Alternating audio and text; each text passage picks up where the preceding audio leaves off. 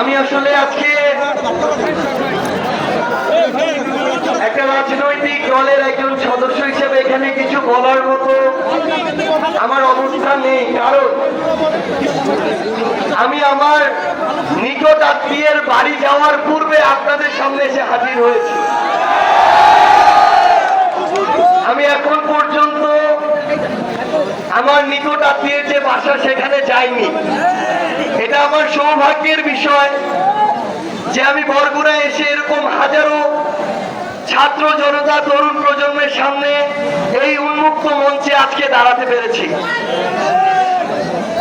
আপনাদের প্রতি আমাদের জাতীয় নাগরিক পার্টি এনসিপির পক্ষ থেকে কৃতজ্ঞতা এবং বুক ভরা ভালোবাসা সবসময় থাকবে।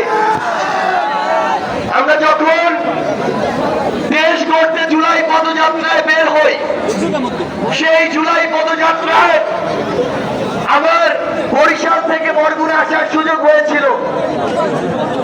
এই যে রাস্তা, আমরা এপাশে যে রাস্তা দিয়ে বরিশাল থেকে বরগুনা এসেছি, এই রাস্তা দেখে মনে হয়েছে এই রাস্তায় 100টার বেশি মরণ ফাঁদ আছে। বরগুনার মানুষের জন্য এই রাস্তায় যতটুকু না সোজা রাস্তা আছে, তার চেয়ে বেশি রাস্তার বাঁক আছে। আমরা অন্তর্বর্তীকালীন সরকার সহ আমরা এনসিপির পক্ষ থেকে কমিটমেন্ট করতে চাই এবং আগামীর বাংলাদেশে আমার এই বরগুনায় যারা রাজনীতি করতে চাইবে তাদেরকে স্পষ্ট করে একটা অঙ্গীকার করতে হবে যে বরিশাল থেকে বাইপাস হয়ে এই বরগুনা পর্যন্ত এই যে রাস্তা, এই রাস্তাকে এই বরগুনার মানুষের মরণ ফাঁদ হতে মুক্তি দিতে হবে। আমরা বরগুনা শহরের অলিতে গলিতে ঘুরেছি।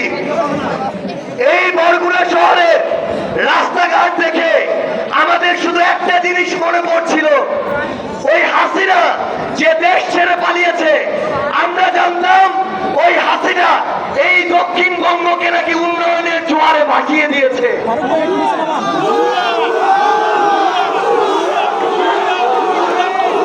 কিন্তু আমরা এই বরগুনা এসে দেখি আজকে আমার বরগুনার রাস্তাঘাট গর্ত আর পানি দিয়ে ভেসে যাচ্ছে। আমরা এই বরগুনা জেলার যখন হাসপাতাল সম্পর্কে খোঁজ খবর নেই, তখন জানতে পারি যে এই বছর বাংলাদেশের জেলা হিসেবে শুধুমাত্র ডেঙ্গুতে সবচেয়ে বেশি মারা গিয়েছে এই বরগুনায়। এবং এই যে হাসপাতালগুলো, এই হাসপাতালগুলো এক একটা লুটপাটের কেন্দ্র হয়েছে। এই হাসপাতালের কর্মচারীরা এক একজন বড় বড় নবাব হয়েছে। এই হাসপাতালে ডাক্তার থাকে না। আমাদের যারা সহযোদ্ধারা আমাদের বলেছে অভ্যুত্থানের সময় এই সদর